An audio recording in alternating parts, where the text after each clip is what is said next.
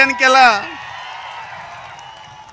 आणि त्यावेळेस संत भगवान बाबाच्या मनात प्रश्न आला की या गडाला नाव काय देऊ. त्यावेळेस यशवंतराव चव्हाण म्हणले तुमच्या नावातच भगवान आहे तर गडाला सुद्धा भगवानच नाव दिलं पाहिजे.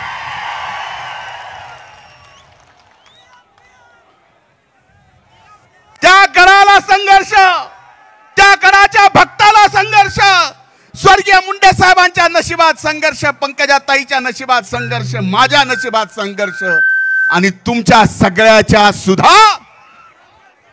मग अशा संघर्षाच्या काळात आपण सर्वांनी आज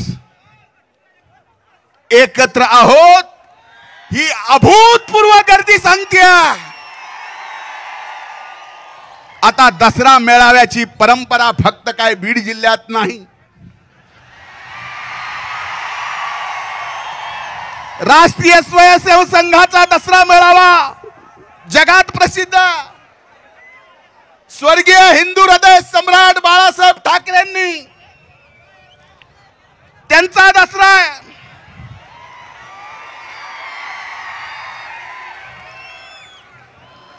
आशीर्वाद. त्याच्यानंतर आता आम्ही ज्यांच्या मुख्यमंत्र्याच्या खाली मंत्रिमंडळात काम करतो एकनाथरावजी शिंदे साहेबांचा मेळावा आहे. आणि बीड जिल्ह्यामध्ये संत भगवान बाबा नंतर स्वर्गीय मुंडे साहेबांनी चालू केल्या आणि पंकजाताईंनी ती परंपरा पुढे चालू ठेवलेला हा दसरा मेळावा आहे. लोकशाही आहे. मला काही जणांनी प्रश्न विचारले, मी म्हणलं आनंद आहे.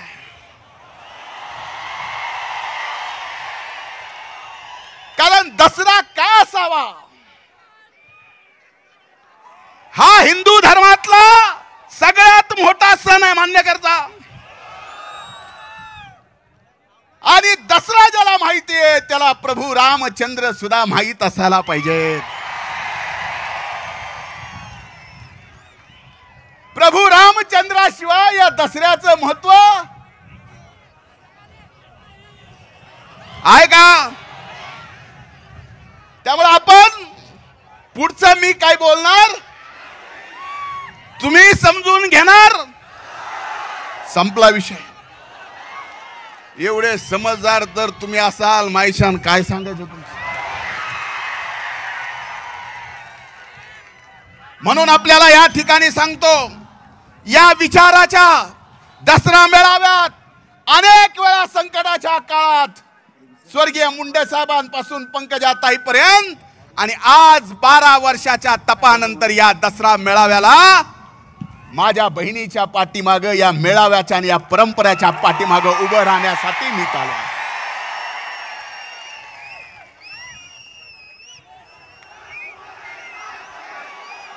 ताई, तुम्ही अनेक संघर्षातून हा मेळावा केला.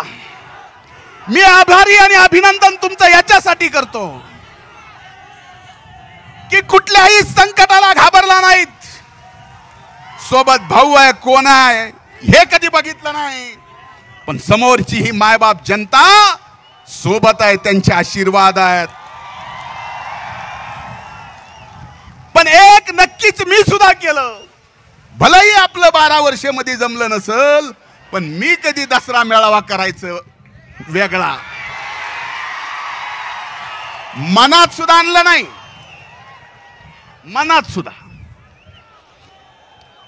कारण जो वारसा ज्याला दिलाय त्यांनी तो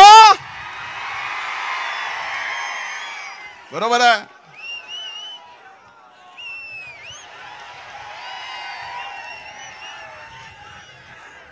आज मला जेवढा आनंद होतोय, व्यासपीठावर बसलेल्या सर्वांना जेवढा आनंद होतोय, माझ्या पंकजाताईला जेवढा आनंद होतोय, त्याच्यापेक्षा जास्त आनंद मी तुमच्या डोळ्यात पाहतोय.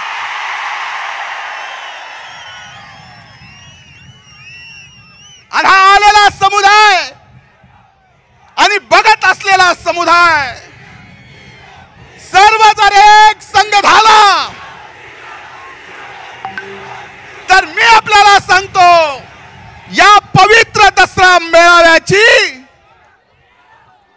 एखादा नवीन मेळावा चालू करून कुणीही पवित्रता संपवू शकत नाही, ही ताकद पंकजाताई. म्हणून आजच्या या दसरा मेळाव्याच्या निमित्तानं हात जोडून पाया पडून आपल्या सगळ्यांना कळकळीची विनंती करतो की आपल्या संघर्ष सगळ्यांच्या पाचवीला पुजलेला आहे आणि या संघर्षाच्या काळात आपण एकमेकाच्या पाठीमागे खंबीरपणानं उभं राहणं गरजेचं आहे. सगळ्या जाती धर्माला सोबत घेऊन या दसरा मेळाव्यात पंकजाताईंनी जे वारसा चालवलाय त्याच्या पाठीमागे आपण उभं राहणं आवश्यक आहे.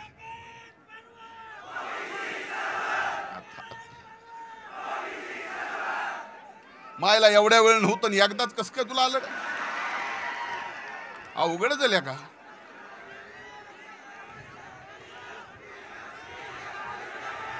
एक मिनिट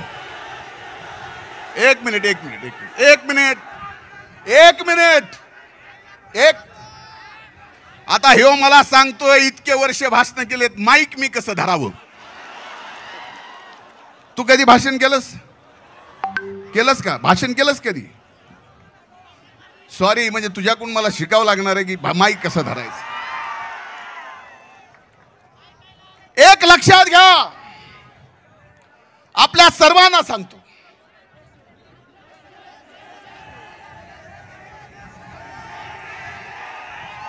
या पवित्र दसरा मेळाव्याच्या दिवशी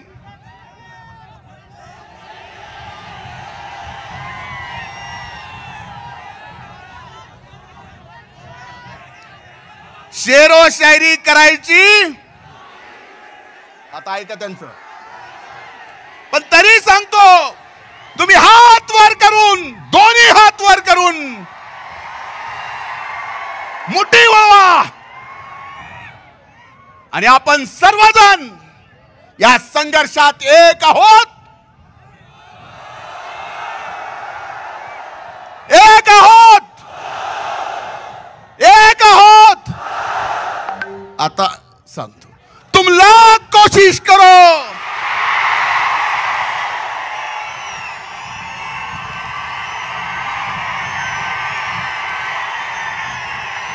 तुम लाख कोशिश करो हमें हराने की. हम जब जब बिखरेंगे दुगनी रफ्तार से निखरेंगे. खूब खूब धन्यवाद. संत श्रेष्ठ ऐश्वर्य संपन्न संत भगवान बाबा की. स्वर्गीय मुंडे साहेब अमर रहे.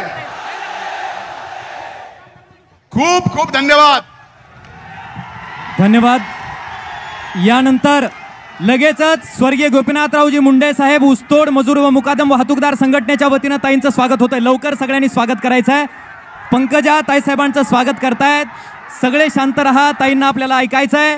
ताईंचं एक स्वागत या ठिकाणी उत्स्फूर्त पद्धतीनं सर्व ऊसतोड बहुजन समाजाच्या वतीनं होत आहे. दरम्यानच्या काळातच आपल्या सर्वांमध्ये सन्माननीय सुरेश अण्णा धस साहेब उपस्थित आहेत.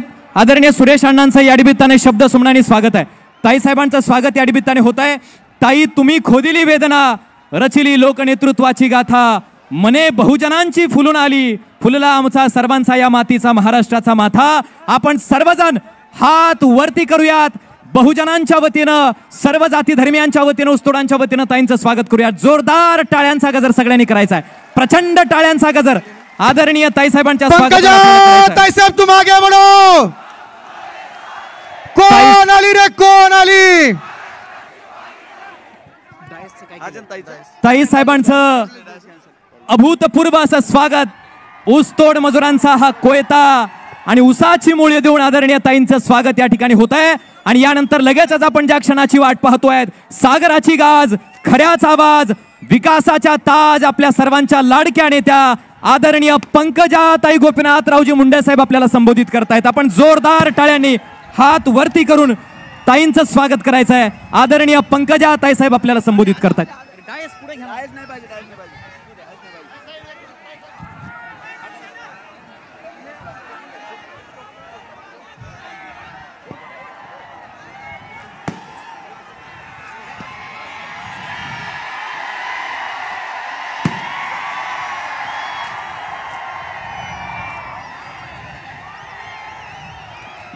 कमळाचा पंकजाताई बाग फुलवते रे बीजेपीच्या कमळाचा.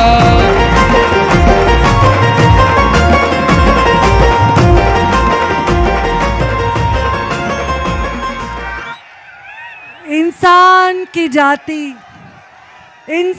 की ही जाति फिर भी मुश्किल जीना जीते हैं. जाति भेद और पिछड़ेपन का नित्य जहर जो पीते हैं. इंसान की ही जाति है फिर भी मुश्किल जीना जीते हैं. जाति भेद और पिछड़ेपन का नित्य जहर जो पीते हैं. उन पिछड़ों ने अपनाया मुझको, उन पिछड़ों ने अपनाया मुझको. मैं उनकी रोजी रोटी हूँ. मैं गोपीनाथ मुंडे की बेटी हूँ. पिछड़ों का दर्द मैंने अपना दर्द माना है. उनका बनूं सहारा मन में मैंने ये ठाना है. कमजोर हो जो चल न सके, कमजोर हो जो चल न सके, मैं उनके हाथ की लाठी हूँ. मैं गोपीनाथ बेटी हूँ. मैं गोपीनाथ मुंडे की बेटी हूँ. आज राष्ट्रसंत माझ्यासाठी माझ्या पित्याची जशी मी लेक आहे तशीच ज्यांची मी लेक आहे असं मला वाटतं. ते माझ्या मागे इतके देखणे इतके सुंदर आहात. ते पागोट तो हार ती ज्ञानेश्वरी बैसुनी पाण्यावरी, वैसुनी पाण्यावरी. सलाम वालेकुम. माझा मुस्लिम बांधव मुंडे साहेबांचा फोटो घेऊन नाचतोय रे. तर या मुंडे साहेबांनी जो वारसा मला दिला ना, त्यांना त्यांचा मृत्यू दिसत होता असं मला वाटतं. कारण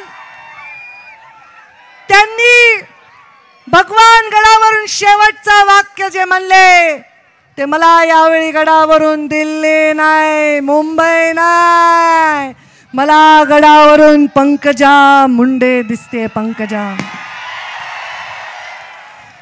त्यांनी मला त्यातून जो संदेश दिलाय तो संदेश मी खरा करून दाखवला. मला जीवनामध्ये काही उभारता आलं नसेल पण मी भगवान भक्तिगड निर्माण केला. माझ्या भगवान बाबांच्या जन्मगावी, या पवित्र गावी, या पवित्र माती जिथे वैभव संपन्न भगवान बाबांचा जन्म झाला, त्या भगवान बाबांच्या जन्मगावी मी आले.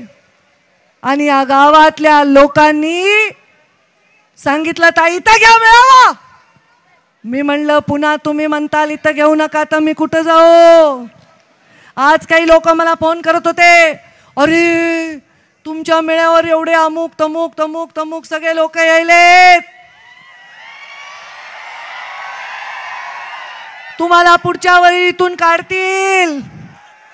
मी मला आम्हाला काय, आम्ही भगवान बाबाचा झेंडा घेऊन पुन्हा शेतात जाऊन उभं राहू, आम्हाला काही नाही.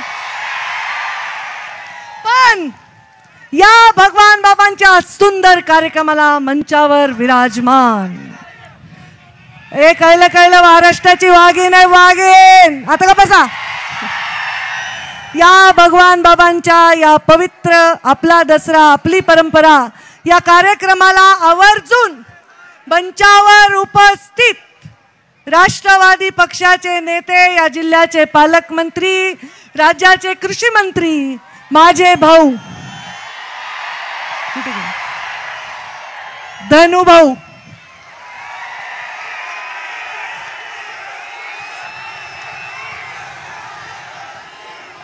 तुम्ही डीएम म्हणायलात का पीएम म्हणायलात का सीएम म्हणायलात मला तर काही कळेल. आता हे पहा, मला जे बोलू देत नाही त्याच्यावर लक्ष आहे माझं. कोणाच्या गावचं आहे कुठलं आहे बरोबर कळतंय. जर का बसा. मंचावर विराजमान आमच्या बहीण, माझ्या धाकटी बहीण, माझी लाडकी बहीण, माझा जीव की प्राण प्रीतम मुंडे. तिच्या बाजूला बसलाय बघा एक गोरा गोरा मुलगा. उभा राहा जरा बेटा.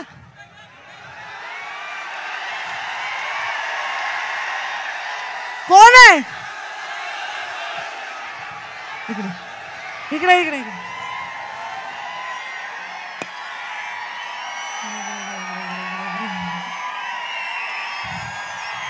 ते पुढे या म्हणतात. हा माझ्यापेक्षा फार उंच पण छोटासा आहे. माझा मुलगा आर्यमन भगवान बाबाच्या दर्शनाला आलाय. जाऊ. त्याला मी का बोलवलं इथे? तो भगवान बाबाच्या दर्शनाला आलाय. तुम्हाला वाटत असेल आर्यमन मला खूप प्रिय आहे, वाटतंय का नाही? असेल का नाही जीवाहून जास्त लेकरू? पण त्याला मी सांगितलंय तुझ्यापेक्षा सुद्धा मला हे लोक जास्त प्रिय, कारण माझ्यावर जीएसटीची छापा पडला तर 12 कोटी जमा केले बहादरांनी. माझा निवडणुकीचा निकाल लागला. अरे जीव दिला रे लेकरांनी माझ्या.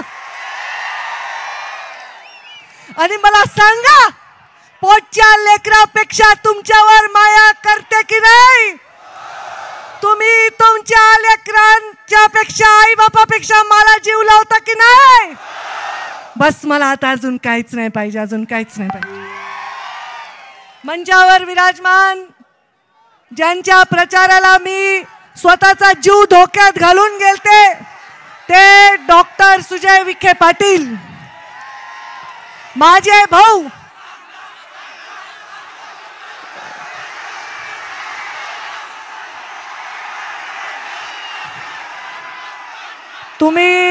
मी दसऱ्याला पुढच्या वेळी कॅन्सल करीन.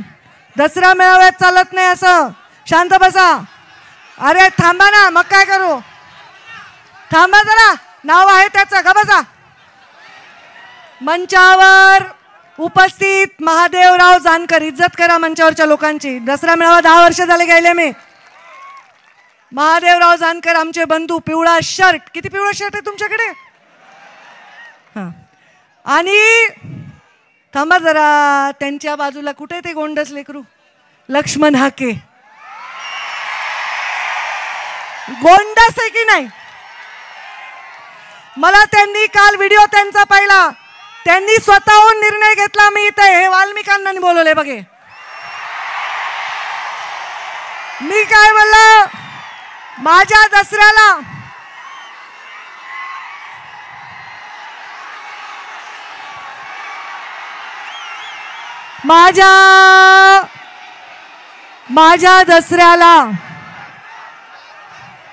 माझ्या दसऱ्याला मी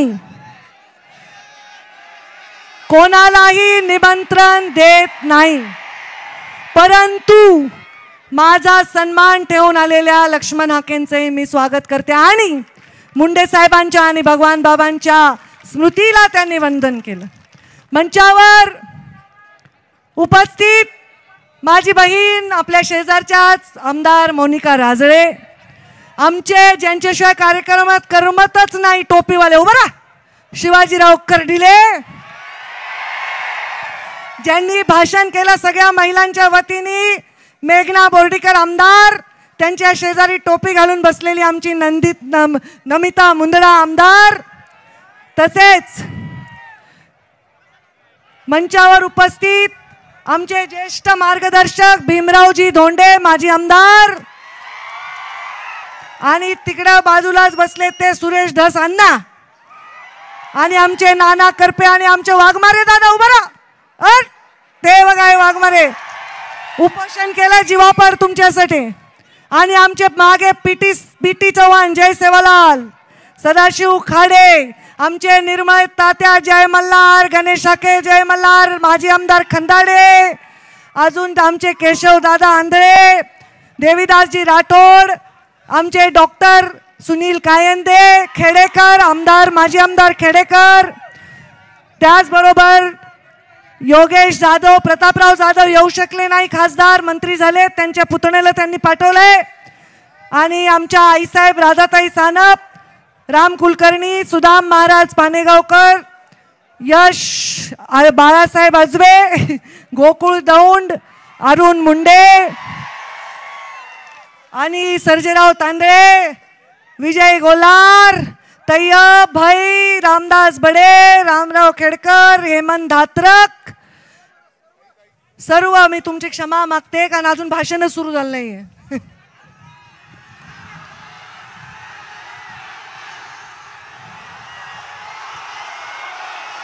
कुठे रे ते?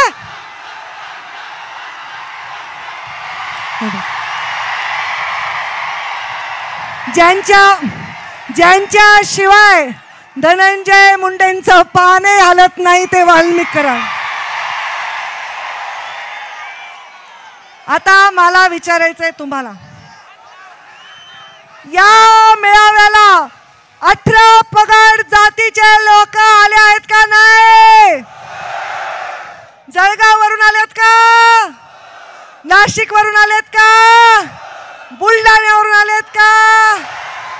येवल्यावरून आलेत का? नगर वरून आलेत का?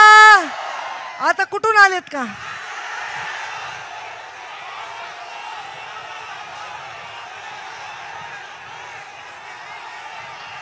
आता ऐकू येईना. गंगाखेड, जिंतूर, परभणी, नांदेड, अकोला, अमरावती, बुलढाणा, वाशिम, पुणे, पिंपरी चिंचवड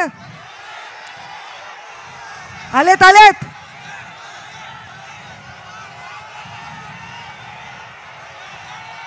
परभणी आता बस करा जास्त. बसा हो गा, बसा. सगळ्या राज्यभरातून 18 पगड जातीचे आलेले माझे बांधव, तुम्हाला मी दरवर्षी आल्यावर मंचावर साष्टांग दंडवत घालते का नाही? का घालते? कारण माझ्या बापाने मरताना माझ्या झोळीमध्ये तुमची जबाबदारी टाकलेली आहे.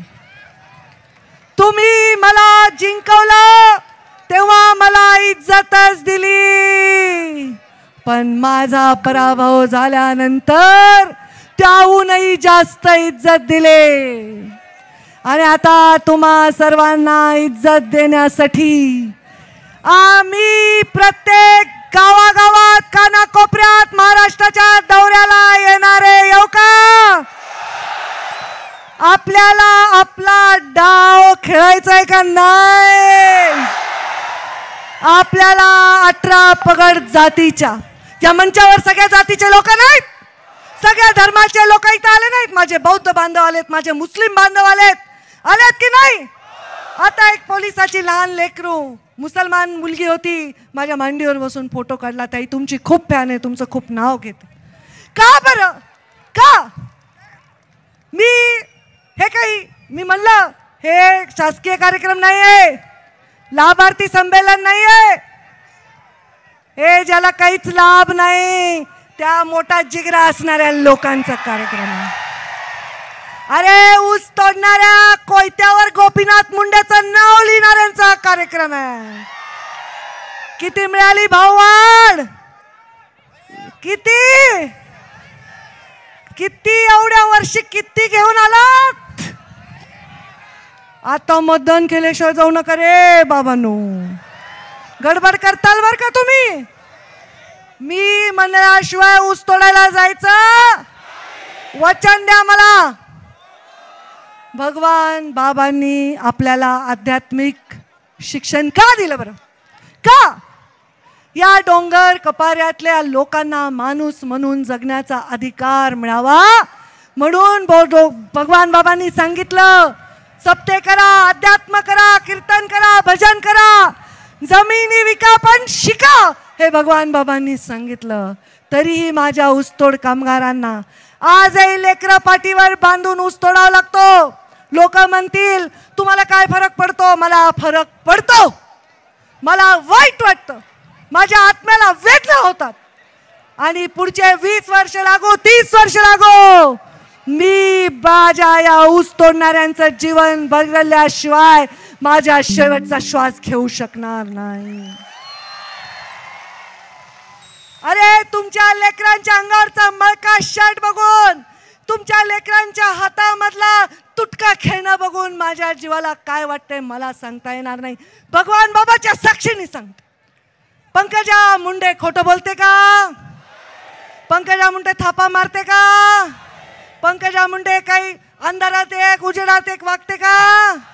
आणि कुणाला घाबरते का? अंधारातून भेटते का कुणाला जाऊन?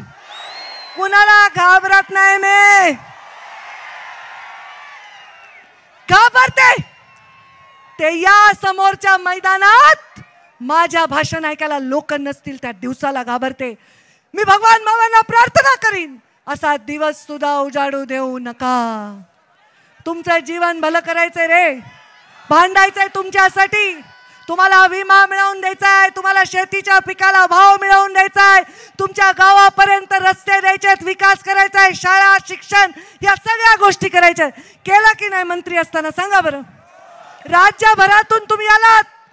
कर्डिले साहेब नेहमी सांगतात, अहो ताई एवढे रस्ते केले, मी तर मागितलेच नव्हते. न मागता रस्ते दिले, न मागता विकास दिला. या बीड जिल्ह्याला ऐतिहासिक विमा दिला. या बीड जिल्ह्याच्या गरीब माणसाचं मी भलं करण्यासाठी काम केलं. एकही गाव सोडलं नाही.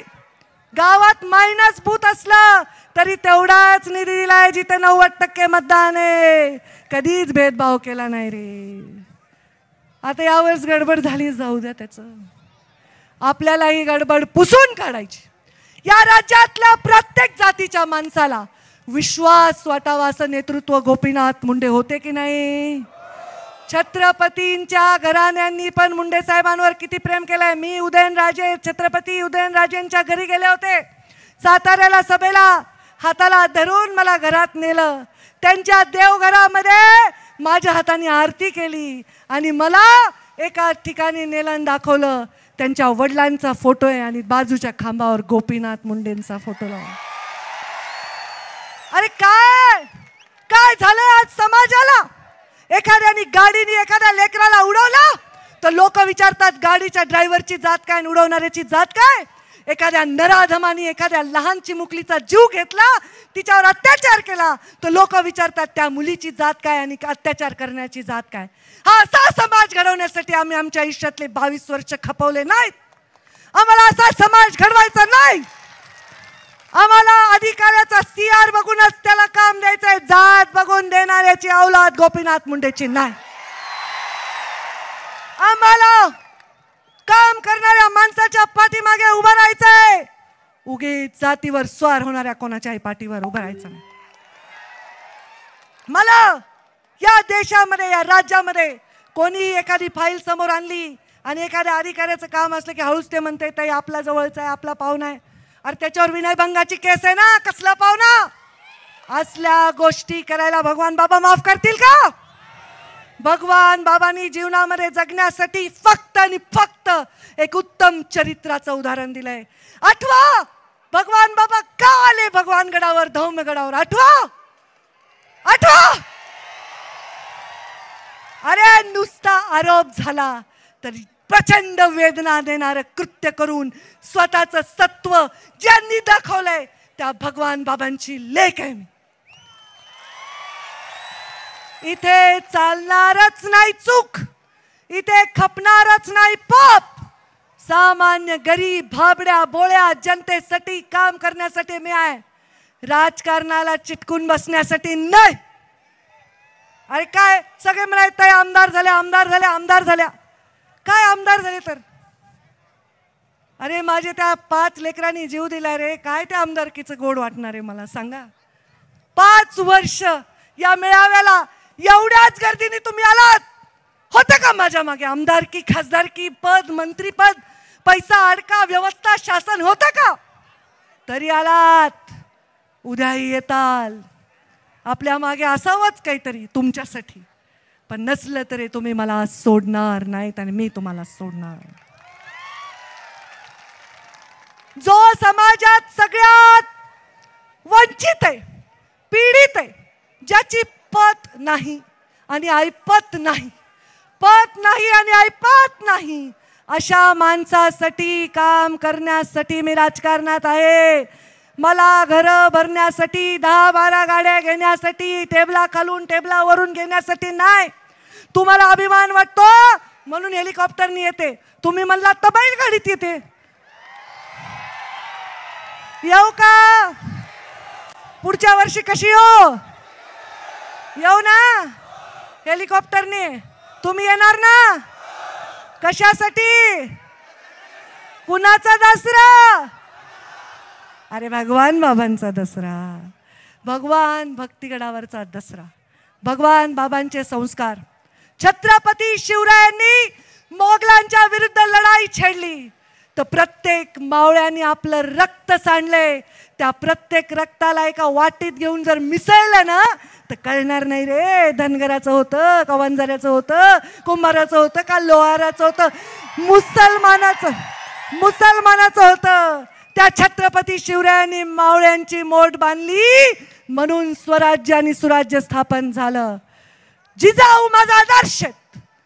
जिजाऊंचं शौर्य, अरे 16 कोवळ्या मुलाला 16 वर्षाच्या रणांगणात फेकणारी ती माता, तिचं शौर्य. सावित्रीबाई फुले चिखलाचे शेणाचे गोळे स्वतःच्या अंगावर खाल्ले तरी लेकींना शिकवण्याचं काम केलं. हे लाडकी बहीण म्हणतायत, त्यावेळी लाडक्या बहिणीला शिकवायचं काम आम्ही केलं. आता लाडक्या बहिणींना आपण ताकद देतोय.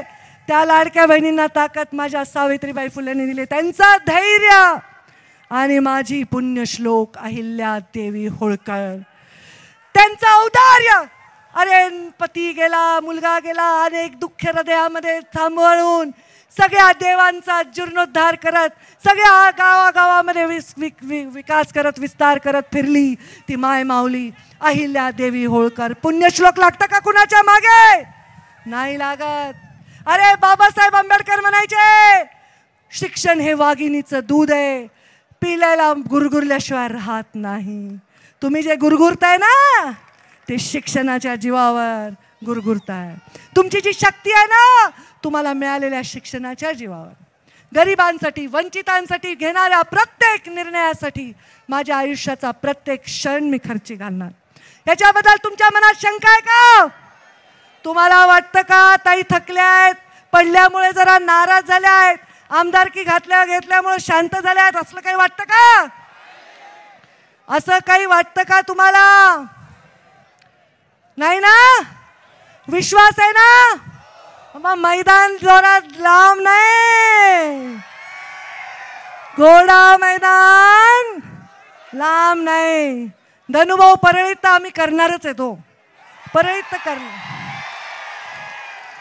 पण राज्याच्या कानाकोपऱ्यात आमच्या लोकांना कुठेही त्रास दिला, वंचितांना, पीडितांना, दलितांना, अशा गरीब माणसाला त्रास दिला असेल तर आम्ही त्याचा हिसाब घेतल्याशिवाय राहणार नाही.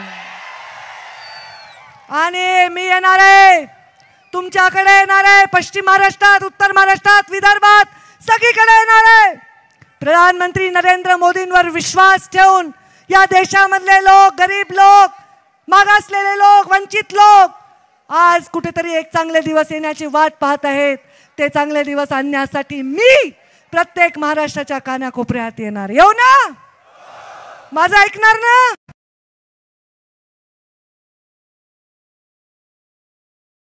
ऐकणार ना? कंबर कसा, कोयते बिते घासून ठेवा.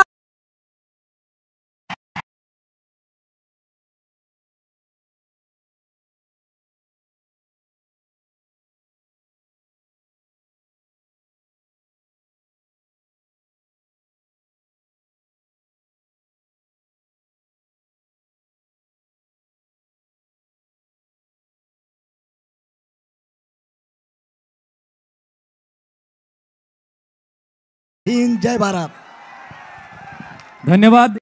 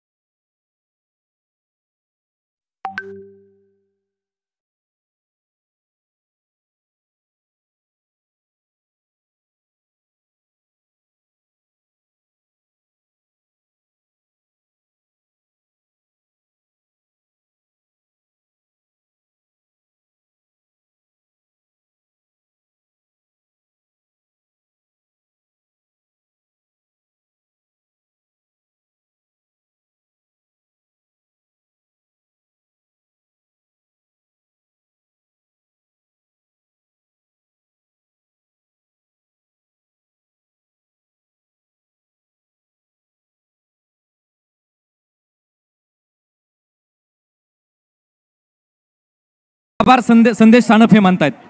या ठिकाणी सर्व सावरगाव ग्रामस्थांच्या वतीने सर्व येणाऱ्या भाविक भक्तांचे या ठिकाणी मनपूर्वक असे आभार. आमच्या सर्वांच्या लाडक्या पंकजाताई साहेब मुंडे, धनंजयजी मुंडे साहेब, सुजयजी विखे पाटील साहेब या ठिकाणी उपस्थित राहिलात त्याबद्दल